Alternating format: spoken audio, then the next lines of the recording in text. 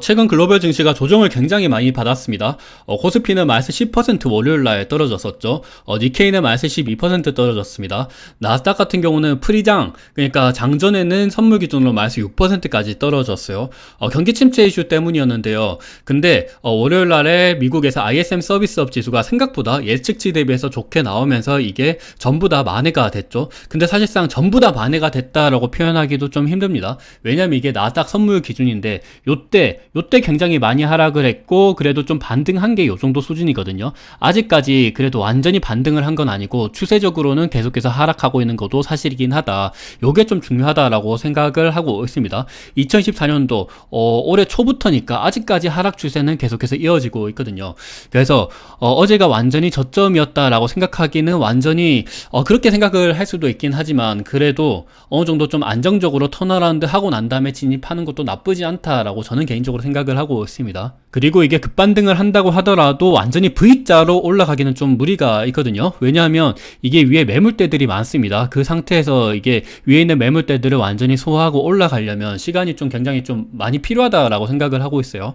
그래서 그것들을 봤을 때는 아직까지는 물을 타는 데는 시간이 충분하다라고 저는 개인적으로 생각을 하고 있습니다. 그래서 이 부분 관련돼서 한번 말씀드려 보도록 할게요. 물은 언제부터 타야 될지, 그리고 물을 타야 된다라 그런다면 어떤 종목을 들어가는 게 맞을지, 그리고 지금은 어떤 추세로 어떤 종목이나 어떤 포트폴리오로 접근하는 게 맞을 것 같은지, 이 부분 관련돼서 제 개인적인 생각에 대해서 한번 말씀드려 보도록 하겠습니다.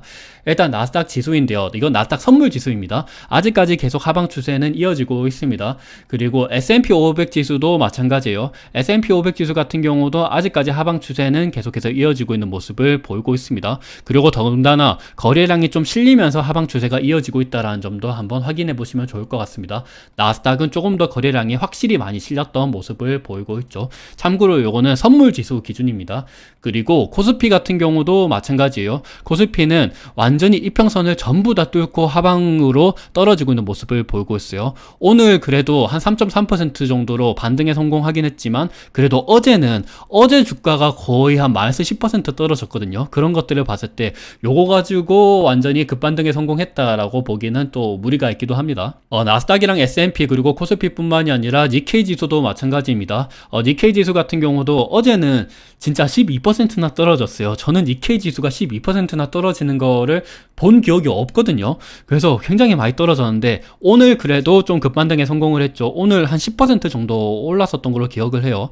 근데 이것도 생각을 해보셔야 돼요. 고점에서 12% 떨어지는 거랑 저점에서 10% 오르는 거는 이거는 굉장히 큰 차이입니다. 지수 기준으로 100에서 마이너스 10% 떨어지면 90까지 떨어지죠. 근데 90에서 플러스 10% 오른다고 하더라도 100으로 다시 회복이 되는 게 아닙니다. 90에서 플러스 10%면 99까지만 회복이 되는 거죠.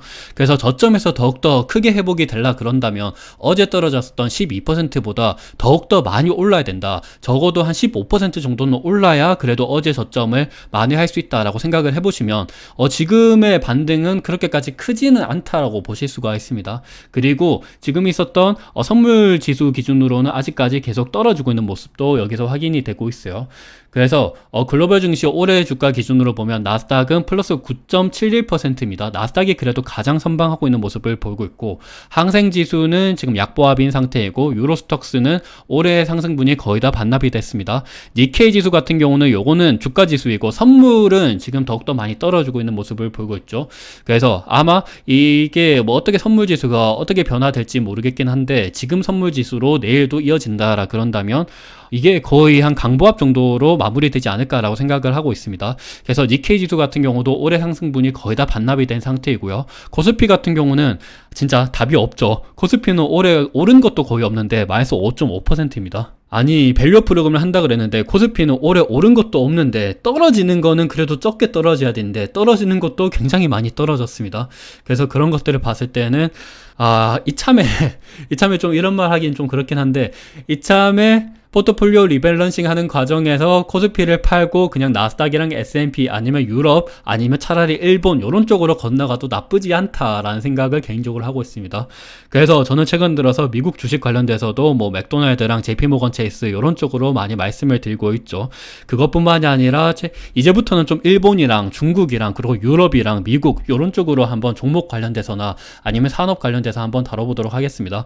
코스피는 저도 개인적으로 화딱지가 진짜 많이 나고 있는데, 그래서 이참에 유튜브를 찍는 사람으로서 이렇게 이야기하면 안 되긴 하는데, 그냥 미국이나 이런 쪽으로 다양하게 포트폴리오를 늘리는 것도 나쁘지 않다라고 개인적으로 생각을 하고 있습니다.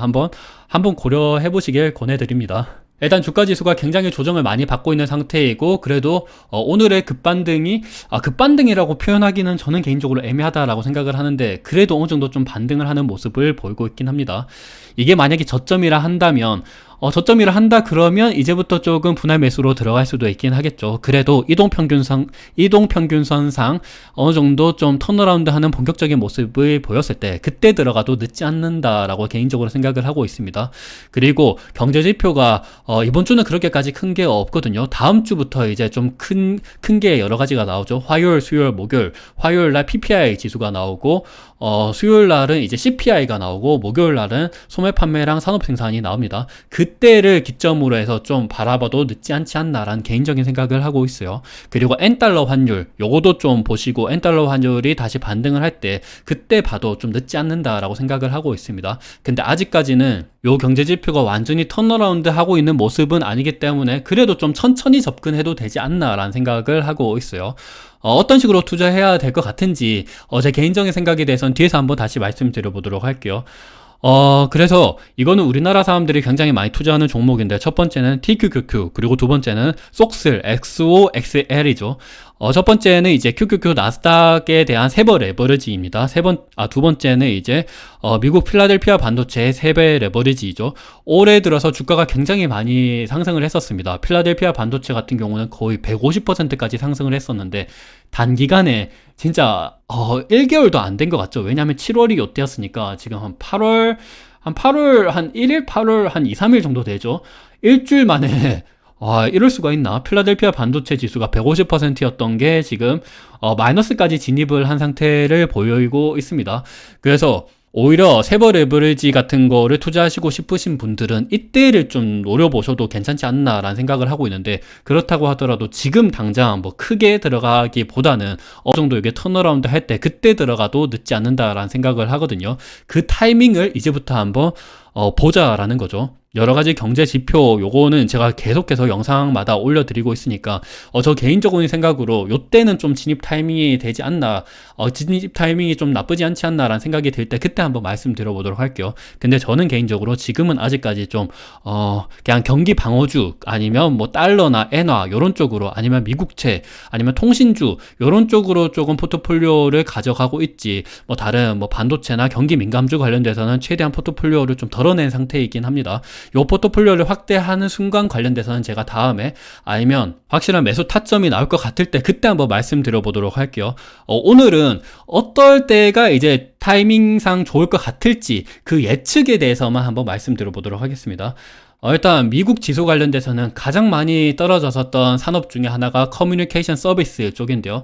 이쪽은 아무래도 뭐 메타나 아니면 구글 이쪽이 많이 들어가 있어요. 그래서 빅테크들이 좀 들어가 있다 보니까 주가가 좀 많이 떨어졌습니다. 이동평균선보다 50일선이에요. 요거는 50일선보다도 뚫고 내려가는 모습을 보이고 있고, 좀 주가가 많이 떨어진 모습을 보이고 있죠. 한 37%까지 올해 주가가 올랐다가 지금은 한 21%까지 떨어진 모습을 보이고 있습니다.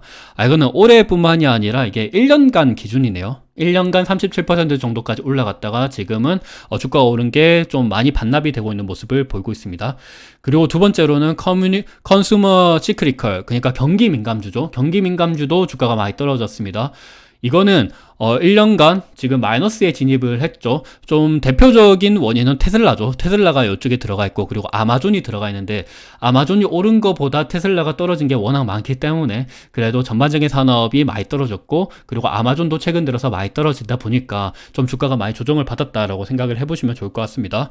그리고 에너지는 좀 의외인데요. 에너지도 좀 주가가 많이 떨어졌습니다. 생각보다 엑슨모빌, 쉐브론 주가가 좀 떨어지는 모습을 보이고 있어요. 왜냐하면 유가도 어찌 보면 경기에 가장 민감한 좀 산업재 중에 하나거든요. 근데 뭐 중동 전쟁 이슈도 있긴 하지만, 중동 전쟁 이슈랑 상관없이 경기에 따라서 좀 움직이는 그런 게 좀 컸던 것 같습니다. 그래서 에너지 쪽도 최근 들어서 주가가 많이 떨어지는 모습을 보이고 있습니다. 근데 그리고 테크놀로지, 이쪽도 많이 떨어졌죠. 이쪽은 애플이랑, 그리고 반도체 기업들, 뭐, 엔비디아, 브로드컴, AMD, 이쪽이 들어가 있습니다. 어찌 보면 테크놀로지가 가장 많이 떨어지기도 했죠. 주가가 굉장히 많이 조정을 받았습니다. 그래서, 이쪽으로 많이 가지고 있었던 사람들은 조금 많이 조정을 받고 있다라고 살펴보시면 좋을 것 같아요. 우리나라 쪽으로는 어찌 보면 뭐, 반도체, 우리나라는 사실상 뭐, 대부분이 경기 민감주죠. 뒤에서도 한번 다시 말씀드리겠지만 저는 개인적으로 우리나라에서 경기 방어주라고 얘기할 수 있는 종목이 과연 있을까라는 개인적인 생각을 하거든요. 그나마 통신주는 그나마 괜찮아요. 그래서 SK텔레콤은 이번 하락장에서 그렇게까지 많이 떨어지진 않았습니다. 근데 그거 말고 뭐 2차전지, 자동차, 반도체 뭐 전부 다 떨어졌어요. 그리고 은행, 금융도 많이 떨어졌어요. 금융도 사실 경기 민감주죠. 그래서 최근에 하락하고 있는 산업들을 보면 이런 쪽에 좀 많이 포함이 되어 있다라고 살펴보시면 좋을 것 같습니다. 근데 상대적으로 조금 많이 방어를 하고 있는 섹터들 같은 경우는 컨슈머 디펜시브, 이쪽은 경기 방어주, 미국은 경기 방어주가 많아요. 코카콜라, P&G, 펩시코, 뭐 월마트 이런 쪽이 많죠. 그래서 사실상 이쪽 산업들은 거의 떨어지지가 않고 있습니다. 그리고 헬스케어, 바이오 쪽이죠. 바이오도 생각보다 많이 떨어지지가 않아요. 우리나라 바이오는 경기 민감주죠. 우리나라 바이오랑 미국의 바이오는 굉장히 다릅니다. 미국의 바이오 같은 경우는 경기 침체 이슈가 있더라도 그래도 어느 정도 실적이 잘 나오거든요. 뭐 보면 에브비 그리고 존슨앤존슨 나쁘지가 않습니다. 그리고 노보노디스크, 일라이릴리 요런 쪽들은 신약을 개발을 하고 최근 들어서 뭐 다이어트 약 뭐 요런 쪽이다 보니까 그래도 어느 정도 주가 변동폭이 큰데, 근데 전통의 바이오, 전통의 헬스케어, 존슨앤존슨 같은 경우는 그렇게까지 주가가 떨어지지 않는 모습을 보이고 있습니다. 근데 우리나라 바이오는 다르죠. 우리나라 바이오 같은 경우는 셀트리온은 그나마 실적이 잘 나오고 있고, 그리고 유한양행 뭐 요런 쪽은 괜찮아요. 근데 우리나라 대부분의 바이오는 신약을 개발하고 있는 기업들이 많죠. 경기에 굉장히 좀 취약한 모습을 보이고 있습니다. 대출을 많이 끌어서 사업을 하다 보니까 이런 쪽에 있어서 굉장히 좀 취약하다. 그래도 우리나라 바이오는 그나마 뭐 반도체나 2차전지들 대비해서는 그나마 조금 하락폭은 좀 적긴 했는데 그래도 좀 주가가 많이 떨어졌습니다. 미국 대비해서는. 그리고 또 주가가 많이 안 떨어진 곳은 부동산. 부동산이 생각보다 많이 떨어지지가 않고 있어요. 왜냐하면 금리가 떨어졌을 때 부동산은 오히려 수혜를 받는다라는 것 때문에 부동산 쪽에 들어가는 쪽이 프롤로지스, 그리고 아메리칸 타워, 그리고 리얼티 인컴 이런 쪽이 들어가죠. 그리고 리얼티 그 디지털 그쪽이 있잖아요. 그 데이터 센터 하는 쪽, 그쪽도 들어갑니다. 그래서 그쪽은 생각보다 많이 떨어지지 않는 모습을 보이고 있다. 금리 하락에 대해서 오히려 수혜인 모습을 보이고 있다라고 살펴보시면 좋을 것 같습니다. 제가 산업별로 이렇게 왜 말씀을 드렸냐면 지금 어떤 쪽으로 들어가야 될 것 같을지 그거 관련돼서 말씀드리려고 이렇게 보여드린 거예요. 아직까지는 주가가 떨어지고 있는 모습을 보이고 있죠. 아직 주가가 많이 떨어지고 있습니다. 나스닥 기준으로 보면요. 완전히 하방 추세가 마무리가 된 게 아니에요. 그 말은 지금 나스닥이 하락하고 있는 대표적인 원인들이 바로 이 커뮤니케이션 서비스, 그리고 컨슈머 시크릿컬, 그리고 에너지, 그리고 테크놀로지 이런 쪽이 들어가거든요. 그러니까 반도체, 그리고 애플, 아마존, 구글, 그리고 뭐 에너지 이런 쪽도 마찬가지입니다. 그래서 얘네들이 필두로 해서 나스닥을 많이 하락을 하고 있다. 근데 나스닥이 하방 추세가 마무리가 되지 않았다라 그런다면 얘네들 종목은 그래도 조금 조심스럽게 들어가야 되지 않나라는 생각을 하고 있습니다. 얘네들 같은 경우는 원래 오를 때도 급격하게 오르고 떨어질 때도 급격하게 떨어지는 경기를 굉장히 많이 타는 산업이기 때문에 빅테크 같은 경우는 경기를 많이 탄다라기보다는 최근 들어서 주가가 너무 많이 올랐기 때문에 주가가 오른 만큼 떨어지는 것도 커요. 그래서 그런 것들을 봤을 때는 어느 정도 조금 턴어라운드가 진행을 했을 때 그때 들어가도 늦지 않는다라는 생각을 하고 있습니다. 반면에 경기 방어주들, 그리고 헬스케어, 그리고 부동산은 조금 애매하긴 합니다. 그래도 얘네들 같은 경우는 어느 정도 지금 포트폴리오를 좀 가져가도 나쁘지 않다라는 생각을 하고 있습니다. 그리고 얘네들의 대표적인 특징점이 배당을 많이 줘요. 그래서 지금 얘네들을 들어가면 어느 정도 포트폴리오를 다양화하는 점에 있어서 나쁘지 않다라고 생각을 하고 있어요. 그래서 들어간다라 그런다면 제 개인적인 생각으로는 이런 쪽으로 조금 포트폴리오를 늘리고 나중에 얘네들이 확실히 반등에 성공했을 때 그때 들어가는 게 괜찮지 않나라는 생각을 하고 있어요. 지금은 저는 개인적으로 이렇게 운영을 하고 있습니다. 우리나라 포트폴리오도 마찬가지고 SK텔레콤 들어가 있고요. SK텔레콤 조금 줄긴 했지만 그래도 SK텔레콤은 많이 떨어지지 않았기 때문에 SK텔레콤 좀 들어가 있고요. 미국채 들어가 있습니다.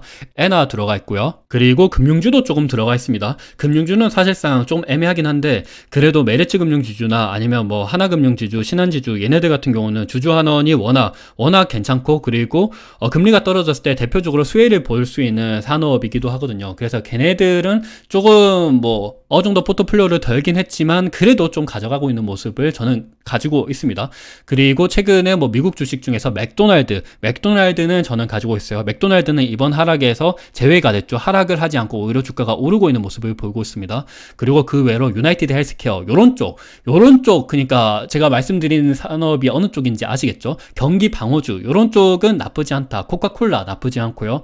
근데 반대로 뭐 빅테크, 아마존, 구글, 뭐 엔비디아 요런 쪽 같은 경우는 저는 포트폴리오를 많이 덜어냈고요. 전 나스닥도 원래 가지고 있었는데 나스닥 지수 같은 경우도 저는 좀 팔았습니다.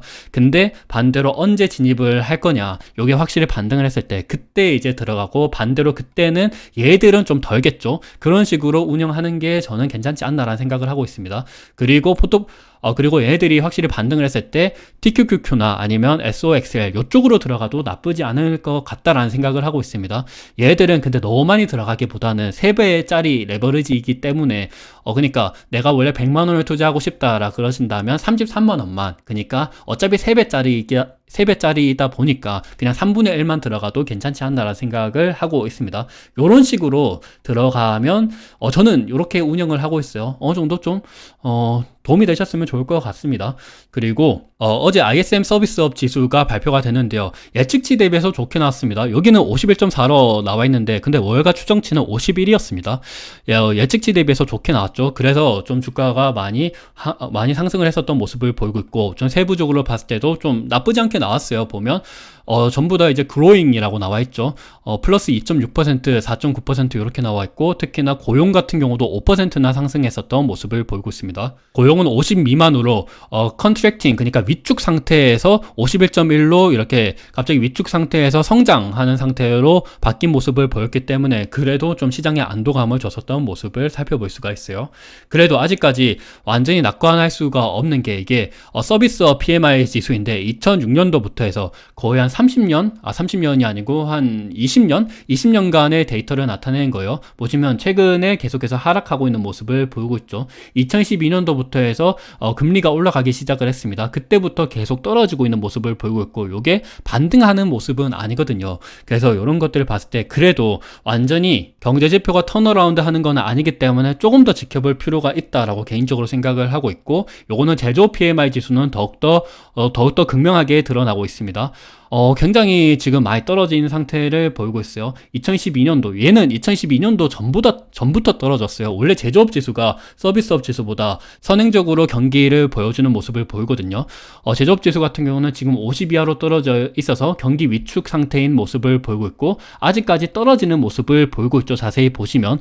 그래서 더군다나 최근 들어서 고용 데이터가 안 좋게 나오다 보니까 제조업 지수나 서비스업 지수나 이런 데이터들이 실제 이제 경기 지표가 어떻게 나올 것 같을지 요거를 중요시 보는 그런 월가의 시선이 많아지고 있습니다. 원래는 이때까지는 경기가 안 좋게 나오면 연준에서 금리를 떨어뜨릴 것이다 라고 하면서 주가가 올랐는데 이제는 반대로 경기가 안 좋게 나오면 요거를 고지고대로 그냥 주가를 떨어뜨리게 하는 요인이 되고 있는 모습을 보이고 있습니다. 그래서 이제부터는 이렇게 경기가 어떻게 나올 것 같을지 이런 서비스업 PMI, 제조업 PMI, 그리고 산업 생산, 소매 판매, 그리고 각종 심리 지표, 미시간 심리 지표, 그리고 마켓에서 나오는 심리 지표 이런 것들을 보는 게 더욱더 중요할 거라고 생각을 하고 있고요. 그래서 그런 것들 관련돼서는 제가 영상마다 계속해서 말씀드릴게요. 그리고 소매 판매가 말씀드렸다시피 이게 이제 중요하죠. 소매 판매가 이제 미국 사람들의 소비를 볼 수 있는 건데 이제부터는 안 좋은 거를 안 좋게 해석할 확률이 또 큽니다. 이때까지는 안 좋다라 그런 다음에 연준에서 이제 연준 풋이 나오기 때문에 금리를 낮출 것이다 라는 게 나오기 때문에 주가가 많이 오르고 그랬었는데, 이제부터는 경기 위축에 대한 시선이 굉장히 또 중요해졌기 때문에 소매 판매를 좀 중요시 봐야 됩니다. 근데 소매 판매는 이제 다음 주 목요일 날 발표가 돼요. 소매 판매가 2011년도 그때 피크를 치고 계속 떨어지고 있는데, 최근 들어서도 떨어지는 게 계속 확대가 되고 있었죠. 그래서 그런 것들 봤을 때 소매 판매가 어떻게 나올 것 같을지 요거 한번 살펴보셔야 되고요. 그리고 산업 생산도 중요합니다. 산업 생산 같은 경우는 원래 마이너스까지 진입했다가 최근 들어서는 플러스로 전환을 하긴 했는데, 그래도 추세적으로는 계속 떨어지고 있었기 때문에 요거 관련돼서도 이제 경기 침체 우려가 확실히 소매 판매랑 산업 생산이 갑자기 이렇게 뚝 떨어진다라 그런다면, 특히나 소매 판매가 마이너스로 진입을 한다라 그런다면 요거는 그냥 주가가 지금보다 더욱더 떨어질 수가 있거든요. 그래서 다음 주 목요일날 나올 소매 판매랑 산업 생산 요거도 지켜보셔야 된다. 요거 관련돼서 경기 침체가 있을 것 같을지 요거를 확인해 볼 수 있다라고 한번 살펴보시는 게 좋을 것 같고요. 그리고 PPI 지수도 물론 중요합니다. PPI 지수 같은 경우는 다음 주 화요일 날 발표가 돼요. 21시 30분, 그러니까 9시 반에 발표가 되는데, 최근에 쭉 떨어지고 있다가 다시금 반등을 하고 있거든요. 그래서 요거가 어떻게 발표가 될 것 같을지, PPI가 다시금 올라간다라 그런다면, 그리고 뭐 소매 판매랑 산업 생산이 안 좋게 나오는데 PPI가 올라간다 이러면 스태그플레이션 이야기가 나오거든요. 그러면 주가 지수가 진짜 많이 떨어질 수가 있습니다. 그래서 PPI 지수도 한번 보셔야 될 것 같다. 그리고 CPI 지수는 다음 주 수요일 날 발표가 됩니다. CPI 지수가 이제 다음 주 수요일 날 떨어질 것 같을지 요거도 보셔야 돼요. 근데 CPI 지수가 갑자기 막 2%로 떨어진다라 그런다면 요거는 또 경기 침체입니다. 그러니까 지금 계속해서 말씀드린 게 뭐냐면, 경기 침체에 대한 이제 시선이 가장 중요해졌어요. 물가는 떨어지는 게 이제는 진짜 보이는데, 고용지표, 그리고 경기지표, 그리고 경기를 보기 위한 심리지표, 소매 판매와 같은 산업생산과 같은 실제적인 경기지표, 이런 것들을 보는 게 중요하다. 이제는 예측을 못한 갑자기 뚝 떨어지거나 아니면 갑자기 훅 오르거나, 근데 훅 오르는 확률은 이제 많이 떨어졌죠. 근데 갑자기 뚝 떨어진다라 그런다면 요거는 죽는 겁니다. 그래도 다행히도 지금 당장은 막 떨어질 것 같다는 생각은 안 드는 게, 왜냐하면 이번에 발표됐었던 ISM 서비스업 지수가 나쁘지 않게 발표가 됐거든요. 그리고 뭐 미국이나 뭐 여러 국가들 같은 경우도 그렇게까지 확 떨어지는 거는 아니긴 해요. 보시면 뭐 조금씩 떨어지고 있기는 하지만 뭐 완전히 뚝 떨어진 곳은 없죠. 여기 보면 뭐 미국, 유로존, 뭐 젊은이, 이탈리아, 프랑스 이런 쪽입니다. 제조업도 마찬가지예요. 근데 어느 한 국가가 훅 떨어진다라 그런다면 그거는 끝나는 거예요. 근데 지금은 그래도 괜찮습니다. 과거 요때처럼 확 떨어지면 그냥 2008년도 글로벌 금융위기입니다. 2010년도 코로나도 마찬가지로 요때 훅 떨어지고 있었던 모습을 보였죠. 그러다가 코로나 터지고 갑자기 급락했었던 모습을 보였거든요. 근데 지금은 어떤 시스템적인 리스크가 그렇게 크지는 않은 것도 사실이긴 해요. 그래서 지금은 그냥 저점이 어디인가 요거를 보시면 좋지 않나라는 생각을 하고 있어요.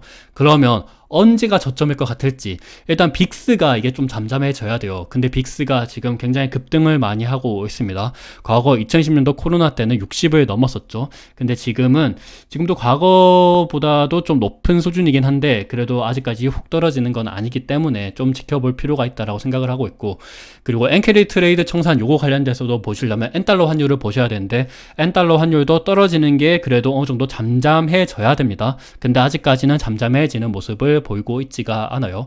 그리고 일본채 10년물 금리 같은 경우도 보시면 좀 좋은데, 일본채 10년물 금리 같은 경우가 최근에 그래도 훅 떨어졌었거든요.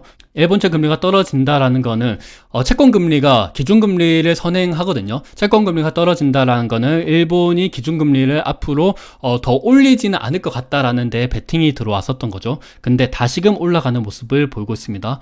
이게 어찌 보면 엔캐리 트레이드 청산에 대한 그런 두려움이 끝나지 않았다라고 볼 수도 있기 때문에, 일본채 금리 같은 경우도 조금 잠잠해지는 그런 모습을 보인다라 그런다면 요거도 저점을 맞출 수 있는 신호로 볼 수가 있을 것 같아요.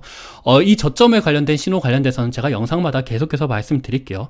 그래도 다행히도 이번에 일본의 실질임금이 발표가 됐습니다. 이번에 27개월 만에 플러스로 전환이 되고 전년비 대비해서 1.1%가 올랐어요. 굉장히 좋았어요. 왜냐하면 일본이 기준금리를 올렸었던 대표적인 원인이 실질금리, 실질임금이었거든요. 임금이 올랐긴 올랐는데 임금보다 물가가 올랐었던 게 더욱더 컸기 때문에 일본은 기준금리를 올렸었던 건데, 근데 다행히도 실질임금이 올랐는데도 가계지출은 근데 1.4%로 떨어졌어요.